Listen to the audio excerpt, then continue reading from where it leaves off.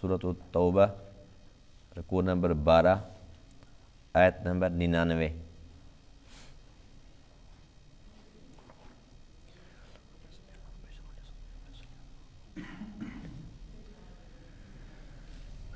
اعوذ باللہ من الشیطان الرجیم،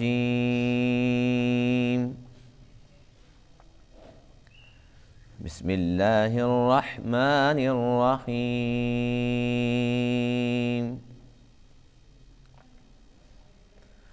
والسابقون الأولون من المهاجرين والأنصار والذين اتبعوهم بإحسان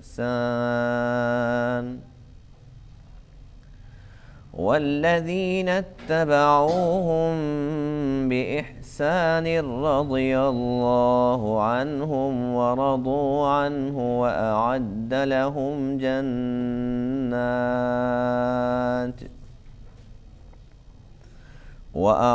لهم جنات تجري تحتها الأنهار خالدين فيها أبدا، ذلك الفوز العظيم۔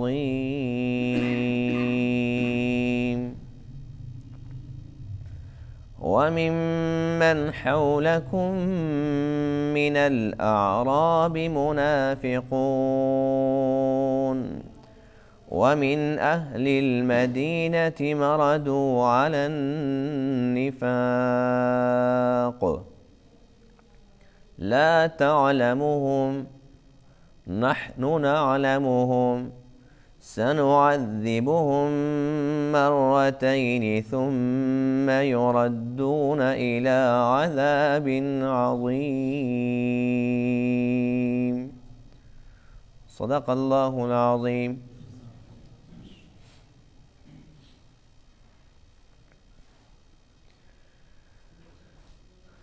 آج کے درس میں آیت کریمہ میں ان ایمان والوں کی تعریف ہے جو سبقت کرنے والے تھے، جنہوں نے سب سے پہلے اسلام قبول کیا، جنہیں حضور علیہ الصلوۃ والسلام کے ساتھ بہت زیادہ وقت گزارنے کا اسلام کی حالت میں موقع ملا۔ اللہ تعالیٰ نے ان کی تعریف فرمائی کہ بے شک وہ مہاجرین کا گروہ ہو یا انصار کا، جنہوں نے بھی سبقت کی، پہل کی، اور اس کے ساتھ ساتھ ایک تو صحابہ کرام ہیں، بے شک وہ مہاجرین تھے یا انصار تھے، پھر ان کی اتباع کرنے والے جو تابعین کا گروہ ہے، ان کے لیے اللہ نے شرط یہ رکھی ہے کہ وہ نیکی کے اندر ان کی اتباع کرنے والے ہوں۔ ان کے ساتھ اللہ کا وعدہ ہے رضی اللہ عنہم ورضوا عنہ، کہ میں ان سب سے راضی اور یہ سب مجھ سے راضی۔ اور اللہ فرماتے ہیں کہ یہ اصل کامیابی ہے، چونکہ انہوں نے سبقت کی ہے، پہل کی ہے، اور وہ بنیاد بنے ہیں۔ اس بنیاد پر پھر آگے اللہ تعالیٰ نے اسلام کو بہت پھلنے پھولنے کا موقع دیا، تو چونکہ یہ بنیاد تھے تو یہ لوگ کامیاب ہیں۔ اللہ فرماتے ہیں کہ جنت اور جنت کی دائمی نعمتیں، اور پھر اس میں یہ ہمیشہ ہمیشہ رہیں گے، بے شمار نعمتیں ہیں۔ فرمایا کہ یہ سب سے بڑی کامیابی ہے۔ اور اس کے برعکس جو لوگ منافق تھے، چونکہ ان کا ایمان ہی نہیں تھا اللہ پر، اللہ کے رسول پر، قیامت پر، فرمایا کہ بے شک وہ دیہات میں رہنے والے تھے یا مدینہ پاک میں رہنے والے تھے، جو بھی منافق تھے،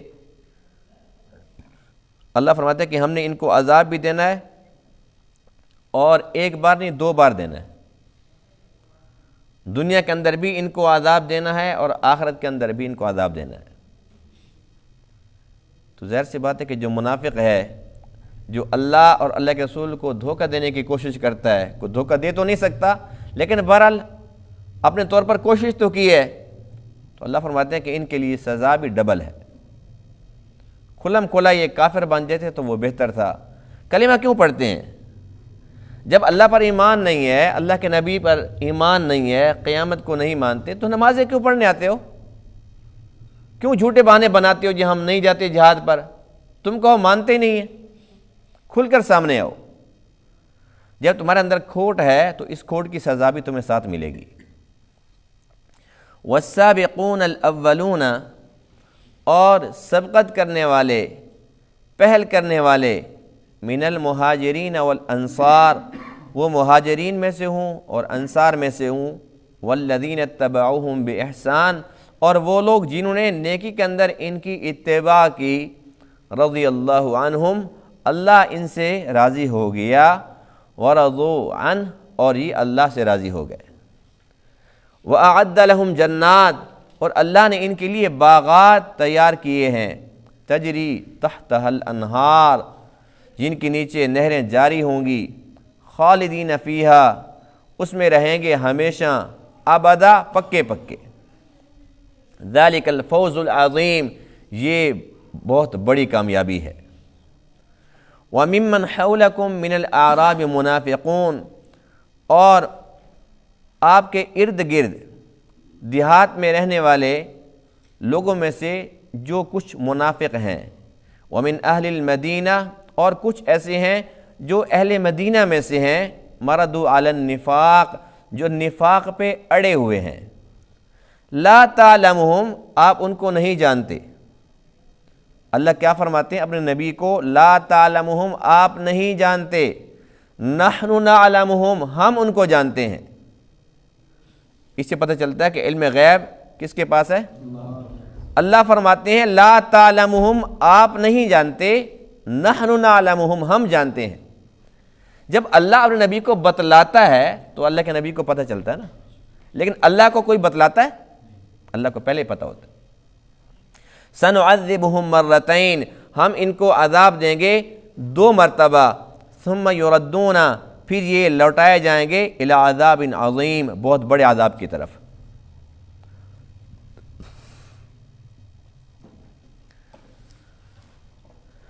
ایک محاورہ ہے کہ پہلے آئیے پہلے پائیے، مشہور محاورہ ہے نا۔ مسجد میں جو لوگ آتے ہیں پہلے، ان کو پہلی صف میں جگہ مل جاتی ہے نا، اور پہلی صف کا ثواب زیادہ ہوتا ہے۔ جو بعد میں آتے ہیں وہ جتنی کوشش کر لیں، کسی کے سر پہ تو نہیں بیٹھ سکتے، وہ دوسری صف کے اندر بیٹھیں گے وہ۔ اب دونوں نے نماز تو پڑھی ہے، لیکن دونوں کا جو ثواب ہے وہ برابر نہیں ہے۔ پہلی صف والے کا زیادہ ہے، اس کے بعد پھر دوسری صف ہے، پھر تیسری صف ہے، پھر چوتھی، پھر پانچویں، پھر چھٹی۔ تو سب سے زیادہ ثواب کس کو ملا؟ جو سب سے پہلے آیا۔ تو یہ قانون ہے، کہیں پر کوئی چیز بٹ رہی ہوتی ہے، جو پہلے جاتا ہے وہ لے لیتا ہے، اس کو پہلے مل جاتی ہے، مناسب مل جاتی ہے۔ تو ہر ایک چیز کے اندر جہاں پر جو بندہ سبقت کرتا ہے، پہل کرتا ہے، تو وہ لے لیتا ہے۔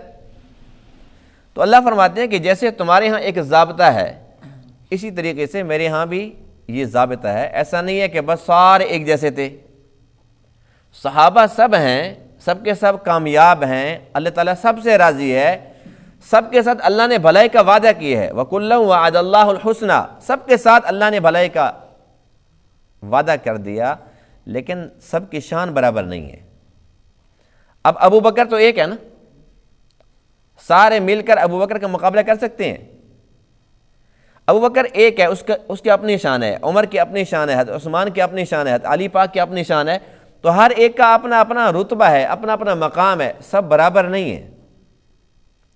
تو اللہ فرماتے ہیں کہ مہاجرین و انصار میں سے جو سبقت کرنے والے ہیں، والسابقون، سبقت کرنے والے، الاولون، پہلے پہلے آنے والے،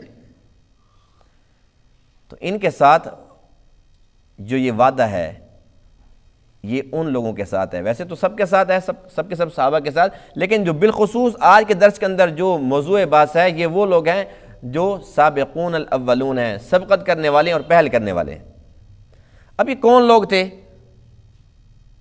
اور یہ کہاں تک کا زمانہ ہے جن کے اندر ہم کہہ سکتے ہیں بھی یہ بھی اس آیت کے اندر داخل ہیں؟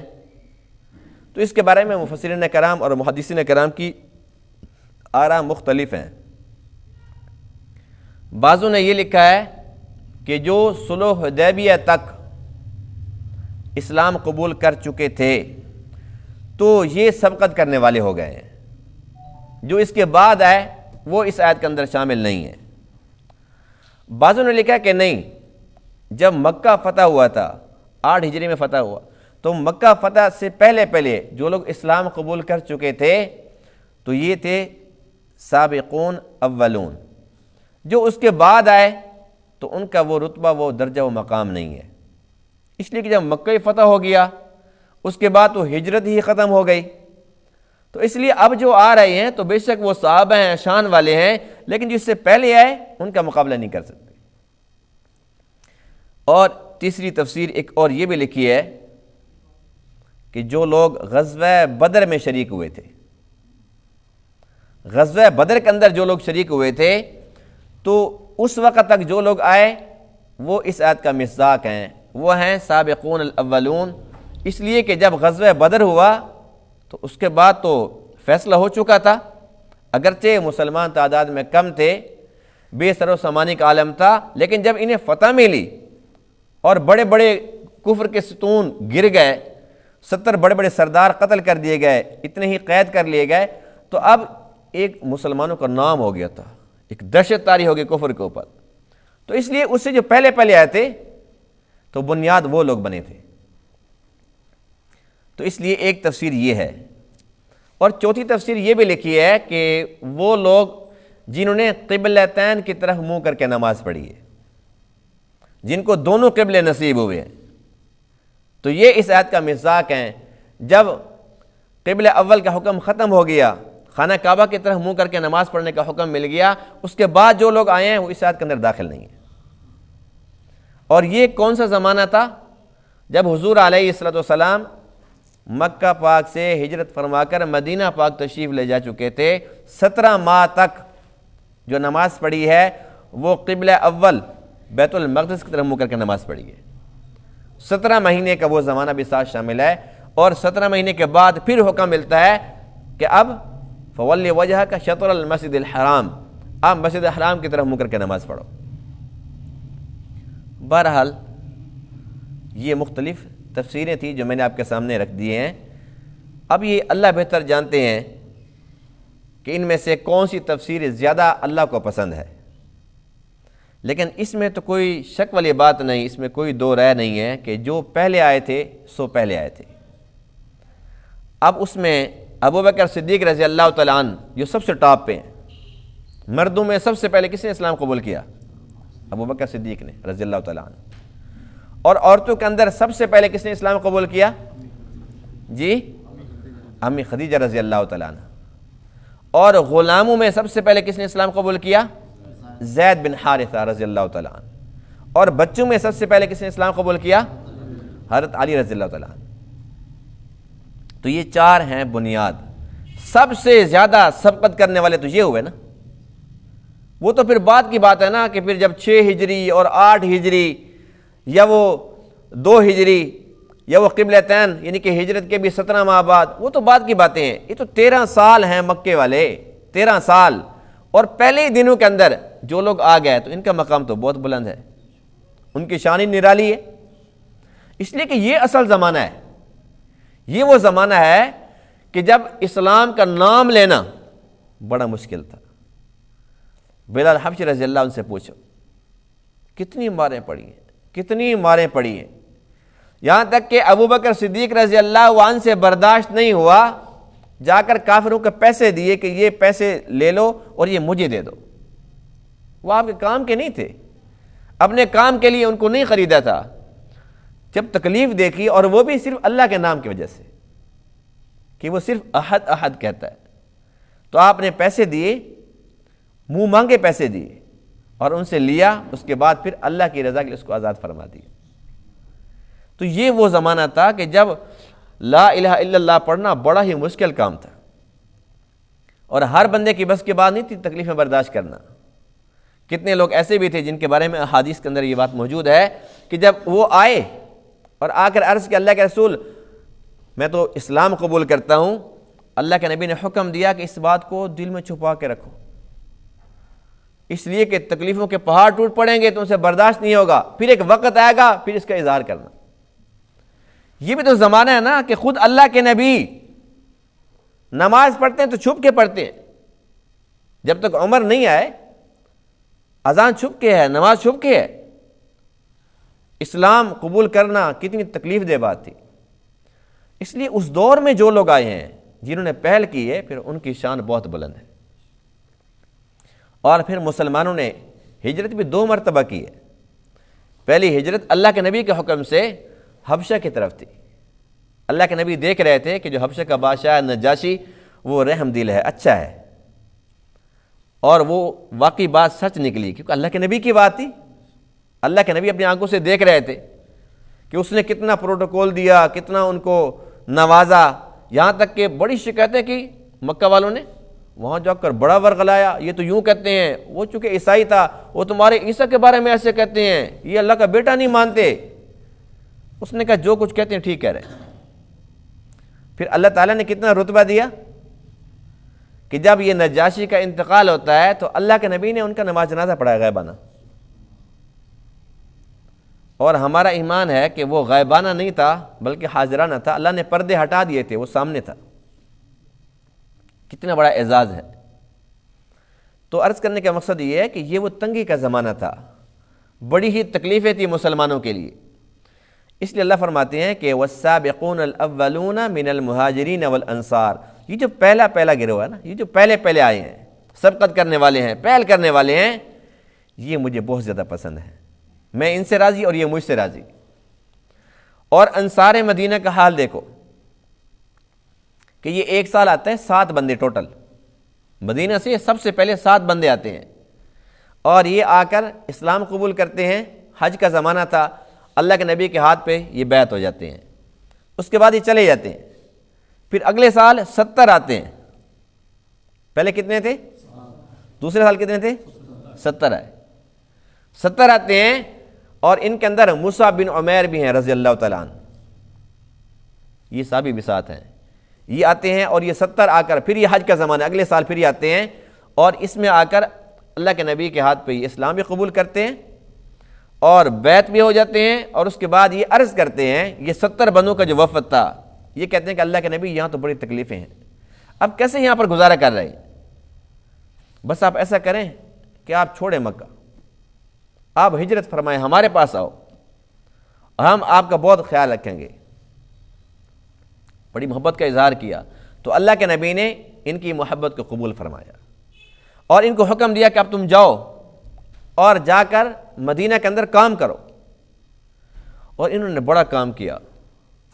مصعب بن عمیر رضی اللہ عنہ کے بارے میں لکھا ہے کہ وہ اتنے خوبصورت تھے، بہت بڑا قد، گورے چٹے، حسین و جمیل، اور بہت بڑے قبیلے سے تھے، یہاں تک کہ یہ نا جیسے شہزادے ہوتے ہیں ایسے شہزادے تھے۔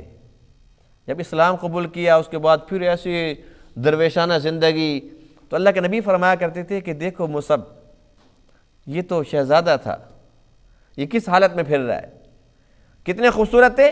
غزوہ احد کے اندر یہ شہید ہوئے تھے، اور غزوہ احد کے اندر جب یہ شہید ہوئے تو جو کافر تھے انہوں نے یہ بات پھیلا دی کہ وہ اللہ کا نبی قتل ہو گیا، اللہ کا نبی قتل ہو گیا۔ یہ خوبصورت اتنے زیادہ تھے کہ وہ سمجھتے تھے کہ اللہ کے نبی یہی ہیں، یعنی کہ وہ خوبصورتی کے اندر وہ دھوکہ کھا گئے، ان کو پتہ نہیں چل سکا، اور کہنے لگے کہ بعض وقت ان کا نبی قتل ہو گیا۔ بعد میں پتہ چلا، جب اللہ کے نبی تو موجود ہیں، تو یہ کون تھا؟ پتہ چلا کہ مصعب بن عمیر ہے رضی اللہ تعالیٰ عنہ۔ تو یہ جو گروہ ہے جو پہلے 7 آئے، اس کے بعد پھر 70 آئے، تو یہ ہیں سبقت کرنے والے، یہ بنیاد بنے ہے نا۔ بعد میں پھر انہوں نے جو محنت کی ہے، اور لوگ آئے انصار مدینہ، بڑا استقبال کیا اور سب کچھ قربان کر دیا، اور ہر وقت ہر چیز قربان کرنے کے لیے تیار رہتے تھے۔ ان کے جذبہ اپنی جگہ پر، بنیاد تو پہلے 7 پھر 70 بنیاد یہ بنے ہیں۔ تو اس لیے یہ لوگ اس آیت کا مصداق ہیں، جن کے بارے میں اللہ فرماتے ہیں کہ یہ سبقت کرنے والے ہیں، پہل کرنے والے ہیں، اور یہ مجھے اتنے پسند ہیں کہ جو ان کے نقش قدم پر چلے گا، یہ جو بنیاد ہے، یہ ایک بنیاد ہے جو ان کی پیروی کرے گا، بے شک بعد میں آنے والے صحابہ ہوں یا بعد میں آنے والے تابعی ہوں۔ اللہ فرماتے ہیں کہ میرا سب کے ساتھ وعدہ ہے، رضی اللہ عنہم ورضوا عنہ، میں ان سب سے راضی، یہ سب مجھ سے راضی۔ یہ اتنی بڑی دولت ہے، اتنی بڑی دولت ہے۔ حدیث پاک میں ہے کہ جب جنتی جنت میں چلے جائیں گے تو ساری نعمتوں کے بعد اللہ فرمائیں گے کہ بتاؤ کیا مانگتے ہو؟ تو جنتی عرض کریں گے کہ اور کیا مانگیں، ہر چیز تو دے دی ہے۔ تب اللہ فرمائیں گے احل علیکم رضوانی، آج میں تمہیں اپنی رضا دیتا ہوں۔ اور اللہ کے نبی فرماتے ہیں کہ اس پر جنتی خوش تو ہوں گے، لیکن زیادہ خوش اس ٹائم ہوں گے جب اللہ فرمائیں گے آج کے بعد کبھی ناراض نہیں ہوگا۔ یعنی اللہ کی رضامندی کے پروانے جنت میں باقی نعمتوں کے بعد ملیں گے۔ لیکن یہ ایسا گروہ ہے، ایسا طبقہ ہے صحابہ کرام کا جو سبقت کرنے والے ہیں، پہل کرنے والے ہیں، اللہ فرماتے ہیں کہ یہ اعزاز میں نے ان کو دنیا کے اندر ہی دے دیا۔ سب سے بڑی تعریف صحابی کی یہی ہے رضی اللہ تعالیٰ عنہ، ہے یا نہیں ہے؟ اب یہاں پر دیکھو دو لفظ ہیں جو قابل توجہ ہیں، یہ لفظ سب سنتے رہتے ہیں نا، رضی اللہ عنہ ورضوا عنہ، رضی اللہ عنہم ورضوا عنہ۔ یہ بات بڑی عجیب ہے کہ اللہ ان سے راضی اور یہ اللہ سے راضی۔ اب اللہ ان سے راضی، وہ تو بات سمجھ آ گئی کہ انہوں نے اسلام قبول کیا، باپ دادا کا دین چھوڑا، جب ان کو ہجرت کا حکم ملا تو ساری جائیدادیں قربان کر دی، جب ان کو جہاد کا حکم ملا تو جانیں ہتھیلی پہ رکھ کے آ گئے، جب ان کو چندے کا کہا تو سارا کا سارا سمیٹ کر لے کے آ گئے۔ تو اللہ نے تو راضی ہونا تھا نا۔ تو یہ بات تو سمجھ آ گئی کہ اللہ ان سے راضی ہو گیا۔ اللہ کا اب بھی وعدہ ہے کہ جو بندہ مومن مسلم بن کر اور اللہ کی اطاعت کے اندر زندگی گزارے گا، اللہ تعالیٰ اس سے بھی راضی ہوگا۔ لیکن یہ اللہ سے راضی، اس کا کیا مطلب ہے کہ یہ اللہ سے راضی ہو گئے؟ اس کا مطلب یہ ہے کہ ان لوگوں نے جو کچھ قربانیاں پیش کی، ہجرت کی، یا انہوں نے جہاد کیا، یا انہوں نے اللہ کی راہ میں اپنا مال خرچ کیا، جو کچھ بھی ان لوگوں نے کیا بخوشی کیا، اپنی رضا سے کیا، چٹی اور توان سمجھ کے نہیں کیا، دل و جان سے یہ سارا کچھ کرتے تھے، اخلاص کے ساتھ کرتے تھے۔ تو یہ ان کی اندر کی جو رضامندی تھی اس کے بارے میں اللہ فرماتے ہیں ورضوا عنہ، کہ یہ بھی اللہ سے راضی تھے، یہ بھی اللہ کے رضامندی میں خوشی خوشی سارا کچھ کر رہے تھے۔ اور اس کی ایک زندہ مثال وہ صحابیہ ہے جو عورت ذات ہو کر غزوہ احد کے اندر، جہاں پر احد کا میدان ہے، اس وقت جو مسجد نبوی ہے، یہ پورا کا پورا جو محلہ ہے یہ صحابہ کرام کے گھر تھے۔ تو یہاں سے تقریباً 1.5-2 کلومیٹر کا فاصلے ٹوٹل، یہاں سے وہ صحابیہ چلتی ہے اور وہ رو رہی ہے اور پوچھ رہی ہے اللہ کے رسول کی کوئی خبر، اللہ کے رسول کی کوئی خبر، خیریت ہے، ٹھیک ہے؟ ان کو بتایا جاتا ہے کہ تیرا باپ شہید ہو گیا ہے۔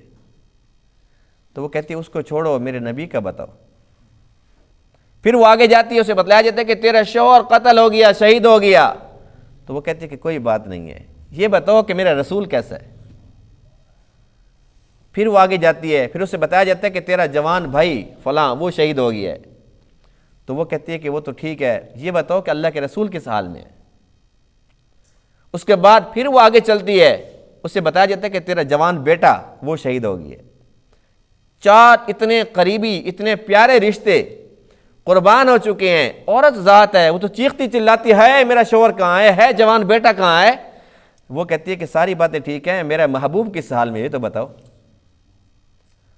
اتنے میں سے بتایا جاتا ہے کہ وہ سامنے دیکھو اللہ کے نبی، جب وہ دیکھتی ہے تو کہتی ہے بس میرے سارے صدمے ختم ہو گئے، میری ساری تکلیفیں ختم ہو گئی ہیں۔ یہ ہے ورضوا عنہ، کہ سارا کچھ لٹ گیا بظاہر، اتنی بڑی قربانیاں، لیکن وہ کیا کہتی ہے کہ اللہ کے نبی ٹھیک ہیں تو میں ٹھیک ہوں، یہ سارے صدمے کوئی صدمے نہیں ہیں، میرے سارے دکھ ختم ہو گئے ہیں۔ یہ رضامندی تھی ان کے اندر کی۔ جب اتنی بڑی قربانی وہ اللہ کی رضامندی کے لیے دل سے دیتے تھے، تو پھر اب یہ پیسے دینا، چندہ دینا، اللہ کے راہ میں خرچ کرنا، اس کی کیا حیثیت باقی رہ جاتی ہے؟ تو اس لیے اللہ فرماتے ہیں رضی اللہ عنہم ورضوا عنہ، کہ اللہ ان سے راضی ہو گیا اور یہ بھی اللہ سے راضی تھے۔ وَأَعَدَّ لَهُمْ جَنَّاتٍ، اللہ نے ان کے لیے باغات تیار کیے ہیں، تجری تحت الانہار، جس کے نیچے نہریں جاری ہوں گی، خالدین فیہا ابدا، اس میں پکے پکے رہیں گے، ہمیشہ ہمیشہ رہیں گے۔ ذالک الفوز العظیم، یہ بہت بڑی کامیابی ہے۔ اور سبقت کرنے والوں کے اندر خلفائے راشدین، یہ جو چاروں ہیں، یہ تو بالکل بلا شک و شبہ یہ اس آیت کا مصداق ہیں۔ چاروں، ابو بکر، عمر، عثمان و علی، چاروں اس کے اندر شامل ہیں۔ اب اللہ کیا فرماتے ہیں کہ میں نے ان کے لیے جنت تیار کی ہے، اور اللہ نے ہمیں اپنی آنکھوں سے دکھایا ہے کہ ان میں سے ابو بکر اور عمر اس وقت بھی وہ جنت کے اندر موجود ہیں، اور اس جگہ پر موجود ہیں جس کے بارے میں اللہ کے نبی نے فرمایا کہ یہ جنت کا ٹکڑا ہے، جنت کا باغ ہے، اور ہمارا ایمان ہے کہ یہ وہ جنت ہے جہاں پر اللہ کے نبی آرام فرما رہا ہے۔ اللہ کے نبی جہاں پر آرام فرما ہے یہ وہ جنت ہے جس کے اوپر وہ ساری جنتیں رش کرتی ہیں، اور ان کی کوئی وقت نہیں ہے اس جنت کے مقابلے میں۔ تو یہ سبقت کرنے والوں میں سے ابو بکر عمر آج بھی وہاں پر موجود ہیں۔ اب اگر کوئی بندہ ان کے بارے میں برا بھلا کہتا ہے میں نہیں مانتا، تو نہ مانو۔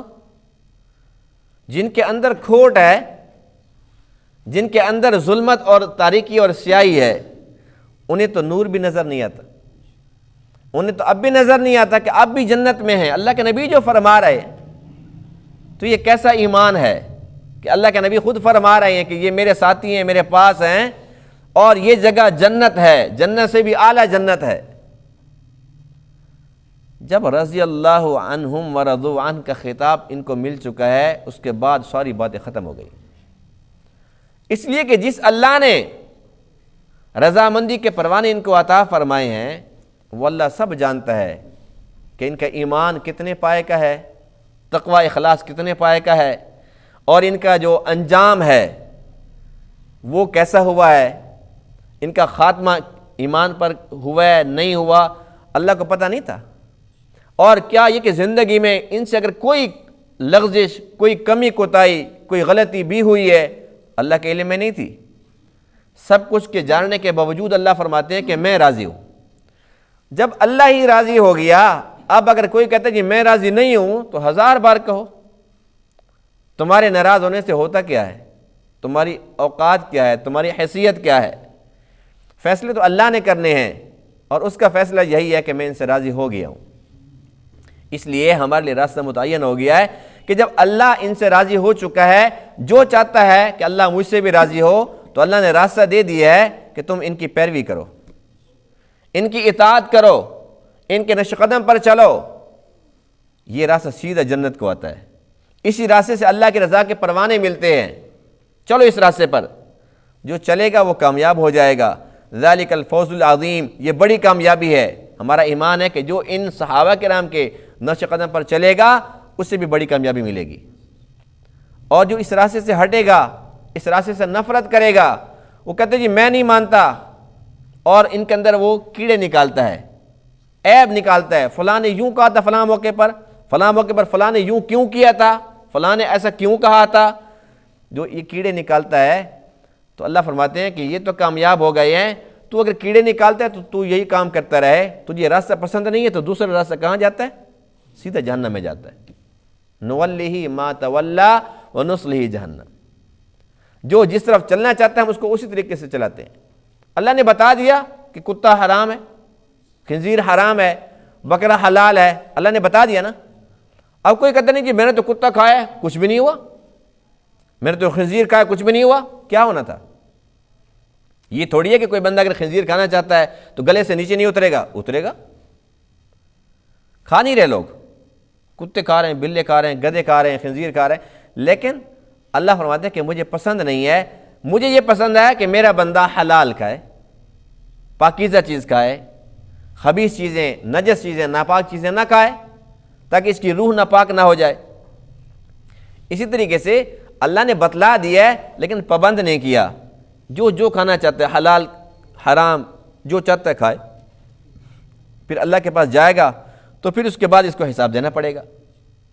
اسی طریقے سے اللہ نے بتلا دیا ہے کہ کامیابی کا راستہ کون سا ہے، اللہ کے رضامندی والا راستہ کون سا ہے، صحابہ کرام والا راستہ ہے۔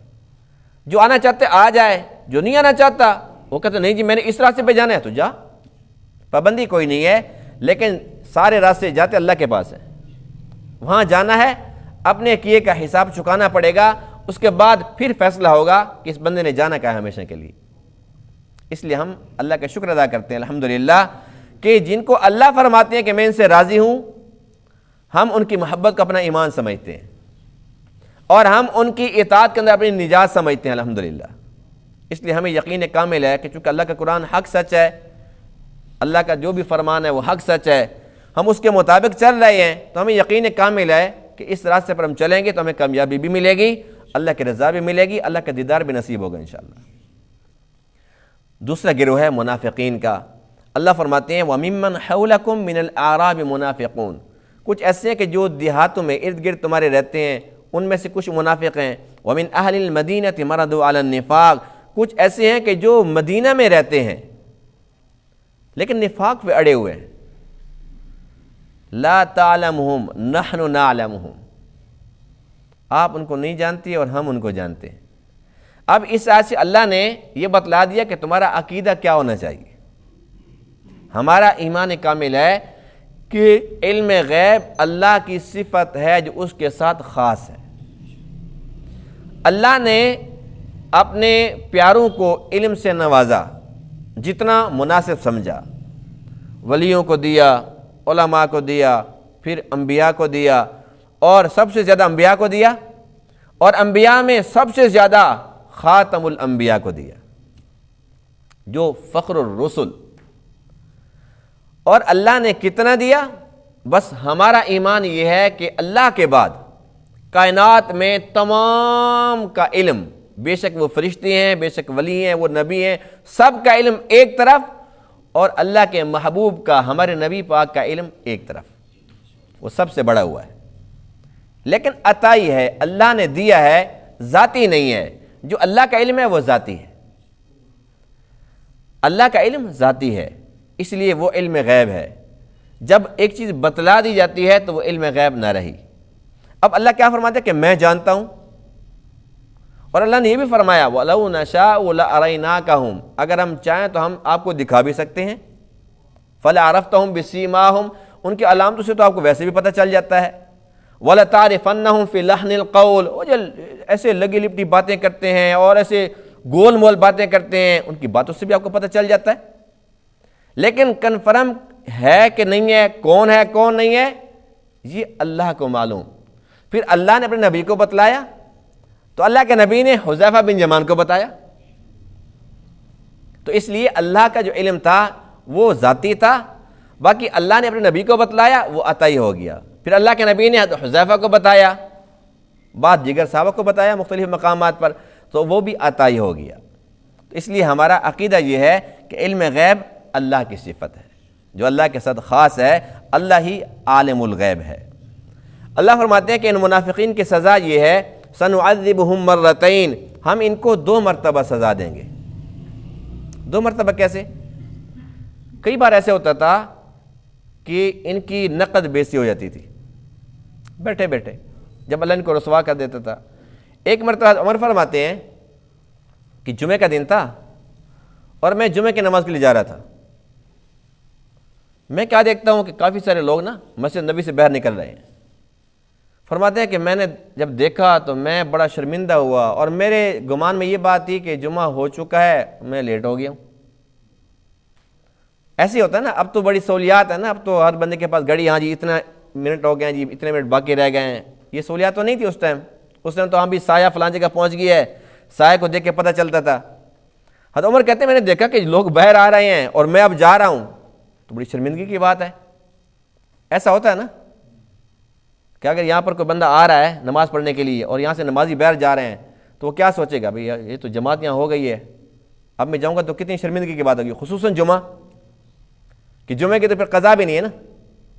جمعہ اگر وہ پڑھے باجماعت تو ٹھیک ہے، ورنہ پھر اس کو تو زور کی نماز پڑھنی پڑتی ہے۔ حضرت عمر کہتے ہیں میں پریشان، پھر میں نے سوچا کہ چلو دیکھتا ہوں اندر جا کے منظر کیا ہے، بھی سارے آ رہے ہیں، یہ لوگ کیوں جا رہے ہیں۔ فرماتے ہیں جب میں اندر گیا ہوں پتہ کیا تو وہاں سے جا کر یہ بات کھولی کہ اللہ کے نبی نے آج یہ فرما دیا، اوے فلانے کھڑا ہو جا، او فلانے کھڑا ہو جا۔ جو منافق تھے سب کا نام لے کے کھڑا کر دیا، جب کھڑے ہو گئے فرمایا جو دفع ہو جاؤ باہر، یہ منافق لوگ باہر جا رہے ہیں۔ حضرت عمر فرماتے ہیں کہ پھر مجھے پتہ چلا کہ جب اللہ جو فرماتے ہیں سنعذبہم مرتین، 2 مرتبہ سزا دوں گا، ایک سزا تو دنیا کے اندر آ گئی نا، کہ بھری مسجد کے اندر جب اللہ کے نبی اعلان فرما رہے ہیں او فلانے کھڑا ہو جا، چل جا باہر، تو نے جمعہ نہیں پڑھنا، اس سے بڑا عذاب کیا ہوگا، اس سے بڑی رسوائی کی بات کیا ہوگی۔ فرمایا ثم یردون الی عذاب عظیم، پھر یہ لوٹائے جائیں گے بڑے عذاب کی طرف۔ یہ تو چھوٹا ہے، کیونکہ آخرت کا عذاب تو بہت بڑا ہے، اتنا بڑا ہے کہ انسان کے وہم و گمان میں بھی نہیں ہے۔ اللہ تعالیٰ ہم سب کو محفوظ رکھے۔ بہرحال منافق ہوتا ہے، جو منافق ہوتا ہے دنیا کے اندر دیکھو کیسی ذلت ہے، کیسی رسوائی ہے۔ آج ہم قرآن پڑھ رہے ہیں تو وہ عمر کی جو وہ حدیث ہے وہ ہمارے سامنے آ گئی ہے، تو پتہ چلتا ہے جی فلاں چلا گیا، فلاں کو نکال دیا، کتنی بڑی رسوائی کی بات تھی، اور قیامت تک ان کی رسوائی اسی طریقے سے سب کے سامنے کھلتی رہے گی۔ اور جو آخرت کی جو دائمی ذلت ہے، جو دائمی عذاب ہے، بڑا عذاب ہے، وہ تو ہے ہی۔ ہم اللہ کا کس منہ سے شکر ادا کریں؟ الحمدللہ اس نے ہمیں منافق نہیں بنایا، مسلمان بنایا الحمدللہ۔ تو ہمیں چاہیے کہ اللہ نے جب مسلمان بنایا اللہ کا شکر ادا کریں اور مسلمان بن کر جئیں، اور مریں تب بھی مسلمان بن کے مریں۔ اللہ سے ہم دعائیں کرتے رہیں، اور جب ہم لگے رہیں گے نا اللہ کی بندگی میں، جو جس کام میں لگے رہتا ہے تو اس کا خاتمہ اسی پہ ہوتا ہے۔ جب ہم نماز پہ لگے رہیں گے تو ہمارا خاتمہ نماز پہ ہوگا انشاءاللہ۔ جب ہم اللہ کی بندگی میں لگے رہیں گے تو خاتمہ بھی پھر اچھی بات پہ ہوگا، اور اگر ہم برائیوں میں لگ جائیں گے تو خاتمہ پھر برائی پہ ہوگا۔ اس لیے اللہ تعالیٰ نے تو کرم فرما دیا ہے، اب ہم سب کی اپنی ذمہ داری ہے کہ ہم اس نعمت کو کیسے سنبھال کے رکھتے ہیں۔ اس پہ ہم لگے رہیں گے، اللہ سے استقامت مانگتے رہیں گے تو اللہ کے ذات سے قوی امید ہے اللہ تعالیٰ فضل فرمائے گا اور خاتمہ ایمان پہ ہو جائے گا، اور یہی مقصود ہے۔ اللہ تعالیٰ تمام باتوں کو سمجھنے عمل کرنے کی توفیق عطا فرمائے۔ وآخر دعوانا الحمدللہ رب العالمین۔